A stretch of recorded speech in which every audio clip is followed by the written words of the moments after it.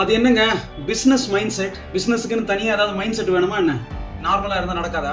ஏண்டா கந்து வெட்டி கோயிந்தா, நான் என்னமோ உன்னை பெரிய ரவுடில தான் நினைச்சேன். கண்டிப்பா பிசினஸ்க்கு ஒரு மைண்ட் செட் வேணுங்க.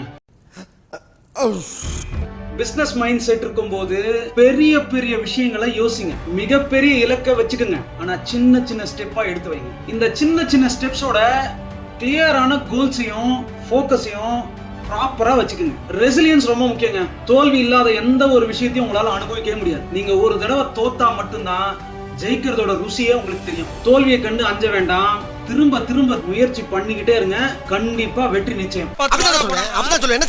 என்ன செய்வ? பிசினஸ்ல டிசிப்ளின் ரொம்ப முக்கியங்க. நீங்க சொல்றதை தான் செய்யணும், செய்யறதை தான் சொல்லணும். ஆஹா ஆஹா ஆஹா. இந்த நாள்ல செக்க போட்டுருவேன்னா போட்டுருங்க, இந்த டைம்ல டெலிவரி கொடுப்பேன்னா கொடுத்துருங்க. ஆஃப்டர் ஆல் உங்க கஸ்டமர்ஸ் எதிர்பார்க்கறது எல்லாம் உங்ககிட்ட இருந்து டிசிப்ளின் மட்டும்தான்.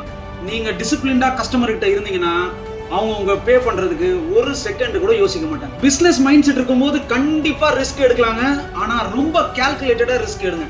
டஃப் டைம்ஸ் இல்லாத பிசினஸே கிடையாதுங்க. அதனால ஒவ்வொரு டஃப் டைம் வரும்போதும் உங்களை நீங்க தான் மோட்டிவேட் பண்ணிக்கணும். பிசினஸ் மைண்ட் செட்ல நீங்க ஒரு லீடரா இருக்கிறது முக்கியம். எப்பெல்லாம் தோல்வி வருதோ அதை உங்க மேல ஏத்துக்குங்க. எப்பெல்லாம் வெற்றி வருதோ அது எல்லாரோடையும் பகிர்ந்துக்குங்க. சின்ன சின்ன வெற்றியை கூட கொண்டாடுங்க. இது போல பிசினஸ் வீடியோக்கு நம்மள ஃபாலோ பண்ணுங்க. உங்களுக்கு தேவையான டாபிக்ஸை கமெண்ட் பண்ணுங்க.